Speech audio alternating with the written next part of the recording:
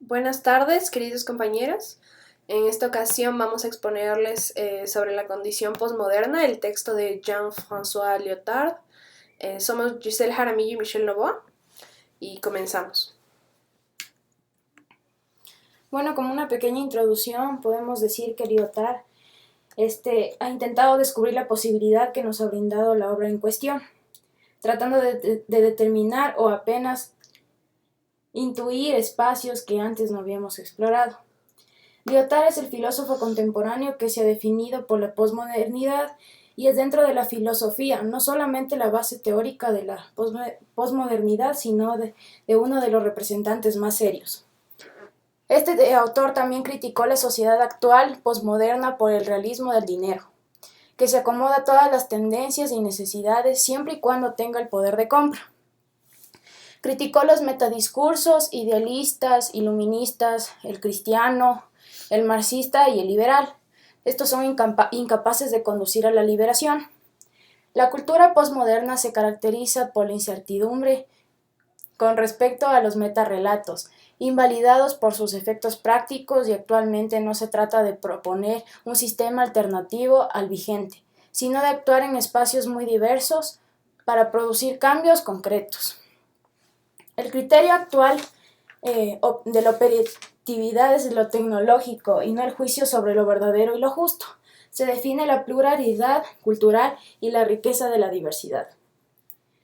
También tiene como objetivo el trabajo de la condición posmoderna, de saber si es el conocimiento en las sociedades más desarrolladas, con una condición que designe las transformaciones culturales que han afectado las reglas del juego de la ciencia, la literatura, las artes y la relación de la crisis. Entendidos estos últimos como discursos legitimadores de ciertas verdades parciales que han permitido un alto grado de certidumbre. Lyotard ha estructurado la obra en 14 capítulos, de los cuales vamos a tratar. Pero solamente tratamos los 7 primeros como están en el compendio. Bueno, vamos a ver primero qué es la posmodernidad según Lyotard. Él lo considera como una tendencia a conservar lo existente en la materia de desigualdades. Es también como el saber científico, sabemos que no es todo el saber, se pone en duda ese conocimiento. El derecho a decidir lo que es verdadero está ligado con el derecho de decidir lo que es justo, es decir, que estas dos van de la mano. Hay relaciones estrechas entre la ciencia, la ética y la política. También considera que es una sociedad con alto componente comunicacional. La lingüística también adquiere una mayor importancia. Es decir, porque nosotros de cierta manera con el lenguaje tenemos que decir ciertas cosas, como por ejemplo hay diferentes maneras de decir ciertas cosas de las que nos queremos basar. También lo social se atomiza en las redes. En el campo del saber, podemos decir que Lyotard se plantea la siguiente hipótesis: el saber modifica su estatuto al mismo tiempo que cambian las sociedades y entra lo que se conoce como la era postindustrial y las culturas en la edad llamada posmoderna. Este paso comenzó por lo menos desde fines de los años 50 para que donde Europa en sí estaba terminando la reconstrucción. Es más o menos según los países y en esto según los sectores de la actividad. El autor considera que el saber científico no es una clase de discurso. El saber científico en este tipo de sociedad está validado por discurso, o sea, es decir, que está legitimizado por el lenguaje, por los discursos construidos alrededor de las informaciones y los medios que informan. También dice que él era importante pensar en la multiplicación de las máquinas de información que efectúa la circulación de los conocimientos que aún se han desarrollado en los medios de la circulación del hombre, por ejemplo, como decir el transporte y el sonido de imágenes, como fue la media. El saber para Lyotard es producido para ser vendido y es consumido para ser valorado en una nueva producción. Lo que se modificó la composición es que también pierde parte de su valor. Además, las últimas décadas del saber se ha convertido en la principal fuerza de producción, lo que ya se modificó, es decir, que las poblaciones activas de los países más desarrollados constituye el principal embudo de los países en vías de desarrollo. Ya, el autor también expresa los flujos del conocimiento, dice que estos estarían reservados a los decididores, o sea, es decir, que la gente que tenga el conocimiento o el saber va a ser la que tome las decisiones o se acerque más a obtener el conocimiento. Ya, ahora también les voy a hablar sobre el problema de la legitimación. La legitimación es un proceso por el cual el legislador se encuentra autorizado a promulgar una ley como norma. Un enunciado científico debe presentar un conjunto de condiciones para ser aceptado como tal. También la legitimación es el proceso por el cual un legislador se ocupa del discurso científico.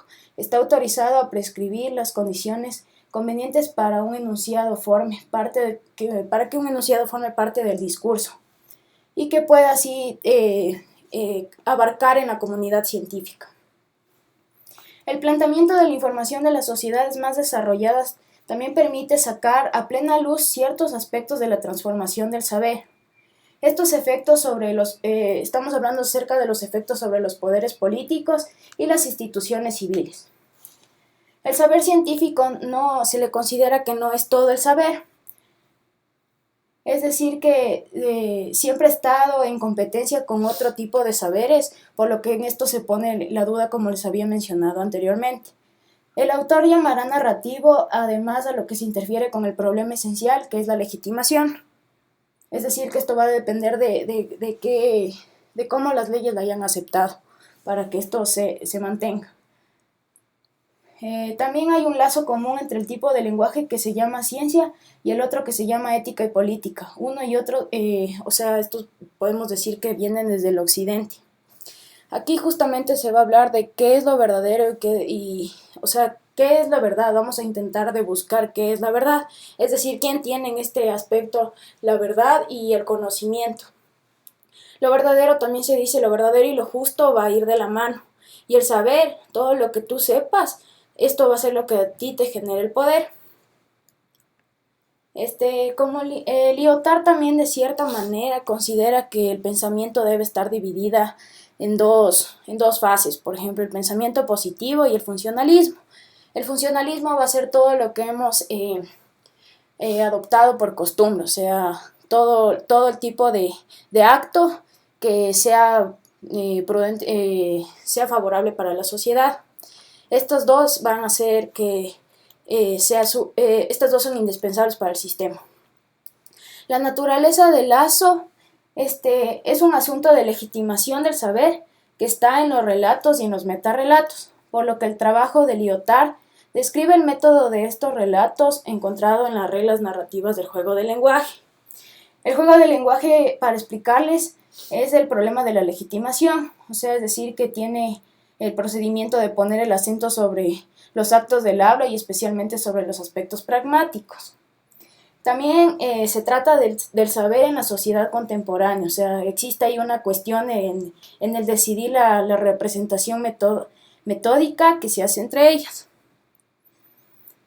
La primera de la solución binaria es la sociedad, o sea, la sociedad es todo funcional, a la que se ilustra el nombre de la escuela de la sociedad, que está dividida en dos, como puede ser la marxista, que se compone en lo que es el principio de la lucha de clases, y la dialéctica, que se produce como la unidad social. El corte metodológico que determina los grandes modelos y tipos de discursos sobre la sociedad proviene del siglo XIX. La idea de las sociedades forman todo un organismo que denominaba el espíritu de los fundadores de las escuelas francesas. Como les había mencionado, el funcionalismo. Aquí sí todo depende de qué funciones estemos nosotros realizando en el medio.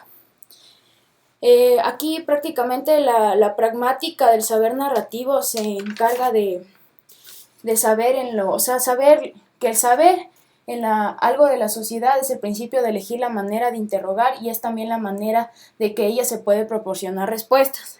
Es decir, que el saber tiene afinidad con la costumbre, con todas las cosas que hemos acogido o hemos sido influenciados antes. O sea, por ejemplo, si es que siempre se nos ha metido en la cabeza de que por ejemplo, las niñas de cierta manera tienen que estar con sus vestiditos o el color rosado que siempre se le ha identificado a la mujer o el rojo, los niños siempre van a ser el color azul y van a jugar con carritos. Entonces, si es que tú rompes este sistema, ya no sería parte de tu saber, sino que simplemente el saber también se trata de todas las historias que hemos tenido antes. Es por eso, Giselle, justo que mencionas el ejemplo de los niños. Las personas enloquecemos un poco cuando, por ejemplo, vemos a un niño chiquito que decide que quiere jugar con muñecas o que quiere vestirse como una princesa. Esto nos saca mucho de nuestro lugar porque no es, entre comillas, normal. No estaríamos acostumbrados a eso. Tenemos la imagen de que un niño chiquito debería estar jugando con carritos y debería estar jugando con los muñecos de G.I. Joe, no lo sé. Esto es lo que nos rompe nuestra metanarrativa, lo que nos saca de la costumbre, de lo que ya sabemos que está preestablecido para nosotros. Gracias, Michelle, también por el aporte de tu ejemplo. La pragmática del saber narrativo, ya así enfocándonos en sí, también permite la comparación de distinguir ciertas características que recubre el saber científico en la sociedad contemporánea y también nos ayuda a comprender cómo se plantea y cómo no se plantea la cuestión de la legitimidad. Ya, el saber también genera, por ejemplo, no se reduce tanto en la ciencia y ni siquiera al conocimiento, es decir, aquí en realidad lo que nos estamos enfocando es ver quién en realidad tiene la verdad y tiene el conocimiento y el saber sobre todo qué es lo que nos va a hacer que tengamos nosotros poder. La ciencia, por ejemplo, sería un subconjunto de conocimientos que echa enunciados denotativos en los cuales deberíamos decidir si estos pertenecen o no al lenguaje. O sea, por ejemplo, que siempre esto ha sido considerado por los expertos, obviamente. Y el saber se le dice que no se comprende como un conjunto de enunciados denotativos, se mezcla en él las ideas del saber hacer, saber vivir y saber oír. Es de todo, aquí usamos nuestros sentidos para poder conocer nuevas cosas y de esa manera crearnos nosotros mismos un saber o un conocimiento. El saber es lo que hace cada uno capaz de emitir buenos enunciados denotativos, prescriptivos y valorativos. Es decir, que permite tener buenas acciones con respecto a varios objetos de discurso. Por ejemplo, el conocer, el decidir, valorar y transformar. Como hemos dicho, siempre con el paso del tiempo, como un ser humano madura, es capaz ya de tomar sus propias decisiones y de saber crear su manera de pensar, su manera de hablar, su manera de ser, su personalidad en sí se la forma así. Lyotard expresa que el relato es una forma esencial para saber en estos varios sentidos. Muy bien, a continuación vamos a hacer una explicación de la teoría. Muy bien. El posmodernismo o la posmodernidad designa casi siempre un amplio número de movimientos artísticos, culturales, literarios, filosóficos, todos en el siglo XX, que fueron definidos en diverso grado y manera por su oposición o superación del modernismo, o sea, que trascienden el modernismo y son algo más allá. En cambio, en la sociología, la palabra posmoderno y posmodernización se refieren al proceso cultural que fue visto en varios países en las últimas décadas, empieza al principio de los 70. Esta es otra aceptación de la palabra, se aplica como postmaterialismo. Las diferentes corrientes del movimiento aparecieron durante la segunda mitad del siglo XX y aunque, se aplica a corrientes muy diversas, todas ellas comparten la misma idea de que el proyecto modernista fracasó e intentan renovarse de forma radical en comparación a las formas ya tradicionales de lo que era arte, cultura, pensamiento y la vida social de las personas. Uno de los mayores problemas en este tema justamente es llegar a un concepto preciso de lo que realmente es la posmodernidad. Se dificulta esta tarea porque hay varios factores.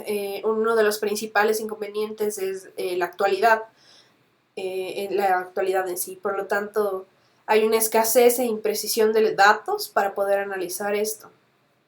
También hay una falta de marco teórico válido para poder analizar extensivamente todos los hechos y todo lo que se va dando a lo largo del proceso llamado posmodernismo. El, el principal obstáculo proviene del mismo proceso que se quiere definir. O sea, todo nace, el mismo problema del posmodernismo nace del posmodernismo. Esto no, o sea, precisamente lo que falta es un sistema, que haya totalidad o un orden o una unidad que haga coherencia, una coherencia definitiva. La posmodernidad se suele dividir en tres sectores, dependiendo de su área de influencia. Puede ser periodo histórico, una actitud filosófica, o si no, como un movimiento artístico. Ya sea histórica, ideológica y metodológicamente, esto es diverso. Comparten siempre un parecido de familia, centrado en la idea de lo que es la renovación radical de las formas tradicionales en el arte, la cultura, el pensamiento y la vida social, siempre impulsada por el proyecto modernista. O sea, todo es como que llevarle la contra a lo que dice el modernismo, el salirse del esquema que ya estaba planteado. Vamos a empezar con los ejemplos de las metanarrativas. Uno de los ejemplos que me parece súper, afín a nosotros desde que todos vimos las películas de Disney, de las princesas Disney, en donde nos mostraban a esta chica que era hermosa y que encontraba algún problema o alguna situación, pero siempre se encontraba a su príncipe azul que al final la salvaba, la despertaba con un beso y juntos vivían felices para siempre. Esa es la realidad que nos pintan en los cuentos, pero no necesariamente esta es la realidad en sí. Muchas de las mujeres, y también los hombres, se quejan diciendo de que las mujeres nos hemos puesto en la cabeza este modelo de relación, con el que generamos expectativas que son muy poco realistas para que los hombres cumplan. Y como dicen en las redes sociales, que siempre Disney tiene la culpa y toda la onda. Pero la realidad usualmente suele ser así.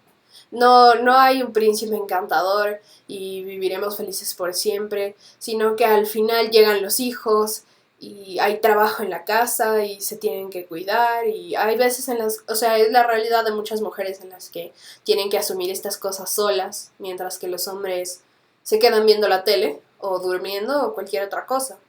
O sea, no hay un felices para siempre como lo pintan los cuentos. En las películas, siempre, o sea, en las películas hay como una estetización del horror, de la violencia, como son en estos ejemplos que les he puesto aquí, La Naranja Mecánica, o las películas de Saw, las películas de guerra.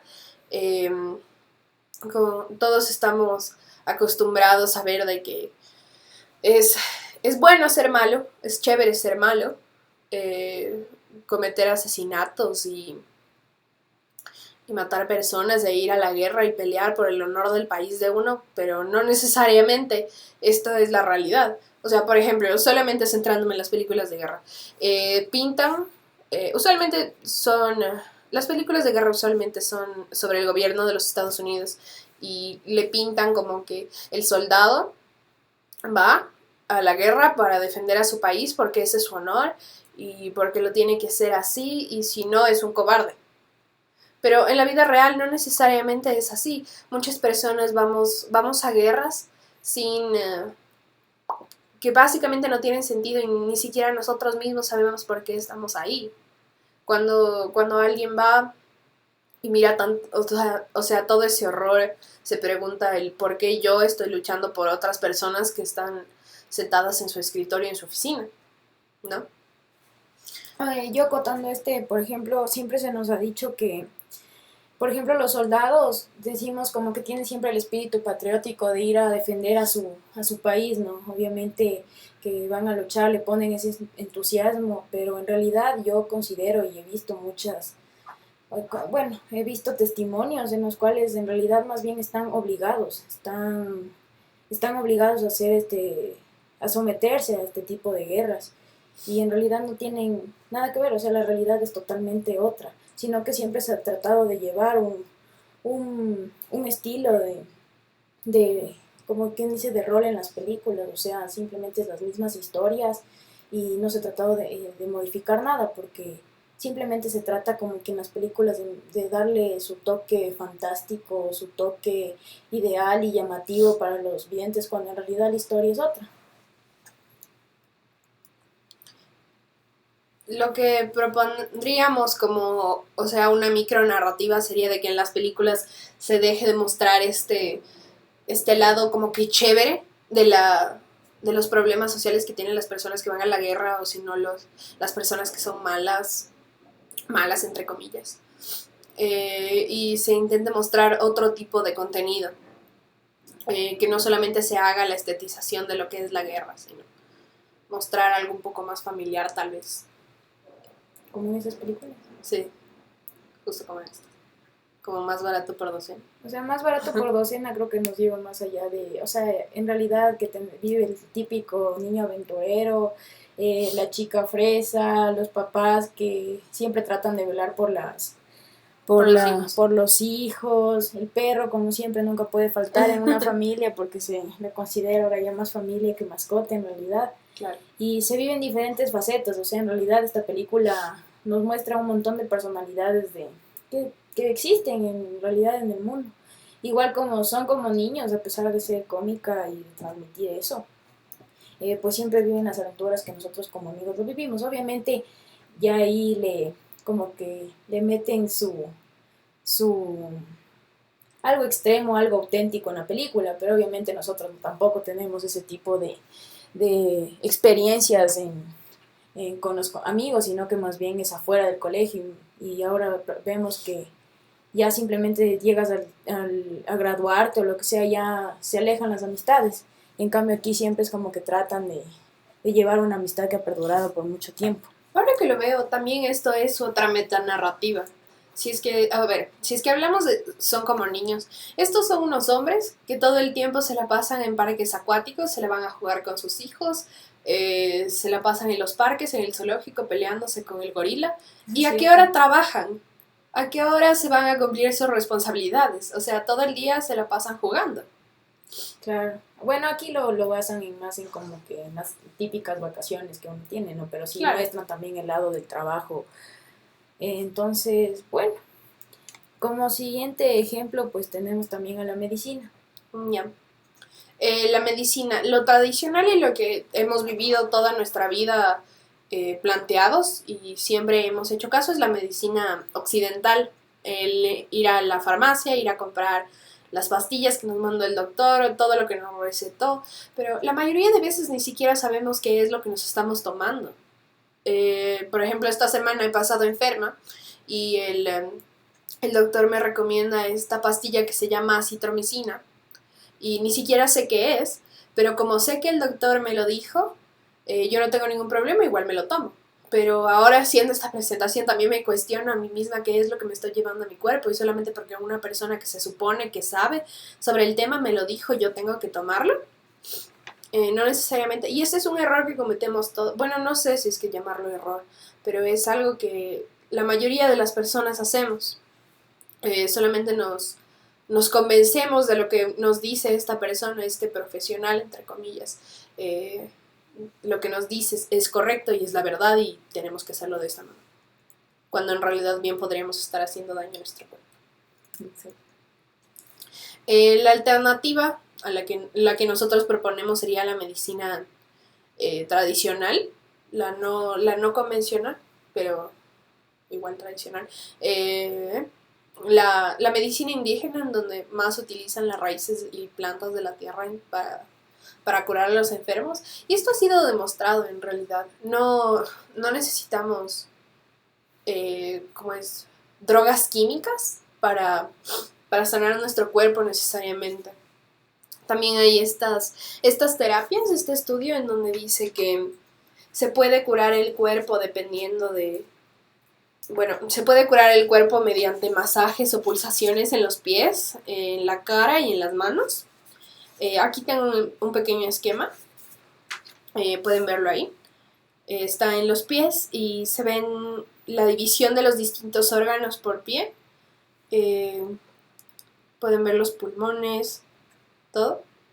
Y dependiendo de las pulsaciones que se hagan en la distinta área, se mejora. Se refleja en los Ajá, órganos. en los órganos reales. Es interesante esto, todo nuestro cuerpo está conectado. Los rituales indígenas también. Esto es cuestionado casi, claro, todo el tiempo, de que no cura en realidad y de que es solamente una mentira y que la verdadera medicina es la que tenemos, la de las pastillas y el doctor y los jarabes y todo eso, pero ¿por qué? O sea, ¿por qué no creemos en esto también? Y ya tenemos planteado en nuestra cabeza de que esto es lo que, o sea, que la medicina normal es la que vale y que lo demás hay que dejarlo de lado. Muy bien. Para concluir, la idea del fin de los grandes relatos está sustentada por el pensamiento posmoderno. También está arraigada en el pluralismo de las sociedades contemporáneas. Estas son unas subculturas que surgen por el fracaso experimentado de las grandes palabras que movilizaron a los hombres de la modernidad occidental en aras de la verdad, la justicia, la libertad y la racionalidad. Estos sujetos históricos nacen por el desencanto ante los conceptos firmes y convincentes de nuestra sociedad moderna, que, o sea, en cuanto a la razón, a la historia, al progreso, el hombre moderno y también universal se sustituye por una identidad de los grupos pequeños que poseen una visión fragmentada de la realidad. Lyotard, cuando nos habla de lo que es condición posmoderna, nos quiere hacer ver los sucesos históricos que no se desenvuelven de la misma forma en como lo hacen en la modernidad. Hasta entonces las sociedades modernas habían tenido sus relatos de legitimación y todos habían funcionado. Pero, o sea, se termina la confianza en estos relatos. No, o sea, esto también indica de que tenían que comenzar a preparar una nueva legitimidad para una sociedad futura. Los metarrelatos son los que han marcado la modernidad, o sea, en la modernidad la emancipación progresiva de la razón y de la libertad, la emancipación progresiva del trabajo, el enriquecimiento de la humanidad a través del progreso de la tecnociencia capitalista, e incluso también el cristianismo como la posibilidad de la salvación de, de todo esto. Actualmente los relatos, o sea, los grandes relatos que legitimaban el sentido de la historia ya no tienen credibilidad, han perdido toda la confianza en las grandes masas. Bueno, también me gustaría hacer un pequeño resumen, o sea, como mostrándoles los puntos claves de lo que quiere decir el posmodernismo, según Lyotard, podemos decir que un punto importante es que el posmodernismo critica las estructuras sociales, por ejemplo, las estructuras sociales es igual al poder, al género o a la clase. Analiza la realidad de la cultura en la que el progreso, por ejemplo, que vivimos, o sea, en realidad hace un análisis en la forma en la que nosotros vivimos. También se le considera este tipo de progreso como relativo. Si ya nos basamos en los capítulos del libro, me gustaría enfatizar en lo que es la legitimación, o sea, volverles a recordar que la legitimación es el proceso por el cual el legislador se encuentra autorizado a promulgar una ley como norma.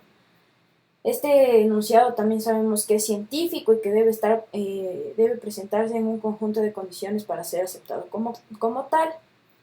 Además, también podemos ver que es un planteamiento de la información de las sociedades más desarrolladas que permite sacar a la plena luz todo tipo de información o conocimientos. También ciertos tipos de transformación del saber y sus efectos sobre los poderes públicos de instituciones civiles. Eh, También el poder científico no se le considera, ya les había dicho que se le considera como una duda, o sea, en realidad el conocimiento científico no tiene todo el poder, por lo que surge este tipo de competencias y conflicto con otro tipo de saber, basado en otras ramas, y siempre el autor, o sea, por ejemplo, Lyotard considera que esto se lo va a llamar narrativo y además interfiere con el problema esencial, que es lo de la legitimación. Como la naturaleza y el acto social, según Lyotard, también se distinguen dos tipos de saber, que era el positivista y el funcionalista, que les había dicho que estas van de la mano y son esenciales para la vida, puesto que ambas se disponen en convertir en una fuerza productiva indispensable para el sistema. También critica lo reflexivo y se interroga directamente o indirectamente con los valores y los objetivos que obstaculizan todo tipo de recuperación. Bueno, aquí según Lyotard, la posmodernidad también es una tendencia a conservar lo que existe en la materia de las desigualdades, como también les había dicho, es toda la sociedad de alto componente comunicacional adquiere importancia, o sea, lo social se va a atomizar en las redes.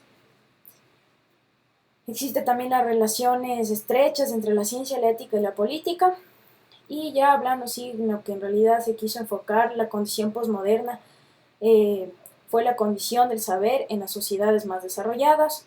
La posmodernidad se refiere al estado de la cultura después de las transformaciones que han afectado las reglas del juego, de la ciencia, de la literatura y también de las artes en el siglo XIX. Se situarán también transformaciones con relación a la crisis de los relatos. Bueno, aquí me gustaría también enfatizar, explicándoles lo que son los metarrelatos modernos, cómo él los ve. Y bueno, considera que la modernidad viene de las luces, pues. Él, crea un héroe de hombre de ciencia y busca la paz universal. Otros metarrelatos son la igualdad, la justicia y la libertad de la Revolución Francesa, en los cuales él se está enfocando, y sus relatos referidos son al poder que se legitimizan en la eficacia que es tan propia como para administrar. Y la posmodernidad también se le considera una incredulidad frente a esos grandes relatos. Eso ha sido todo, compañeros. En realidad esperamos que les haya aportado esta exposición a sus conocimientos acerca de lo del libro. Nos disculpamos una vez más por el inconveniente que pasó al inicio de esta semana. Realmente fue muy malo y esperamos de que esto no haya afectado su aprendizaje para la clase. Si es que tienen todavía alguna duda o cualquier pregunta que quieran hacernos con respecto a la presentación o al texto, pueden hacerlo a través del foro, que va a estar abierto desde hoy, ¿sí? Desde hoy. Hoy en la noche hasta durante todo el fin de semana. Vamos a estar al pendiente de eso, así que para aclarar cualquiera de sus dudas. También vamos a publicarles un par de videos que no quisimos incluir en la presentación por miedo a que quite mucho tiempo o cualquier inconveniente más. Así que esperamos que los vean y que entiendan mejor de alguna manera. Muchísimas gracias y que tengan una buena tarde. Que tengan un buen fin de semana también y nos vemos el lunes. Hasta luego.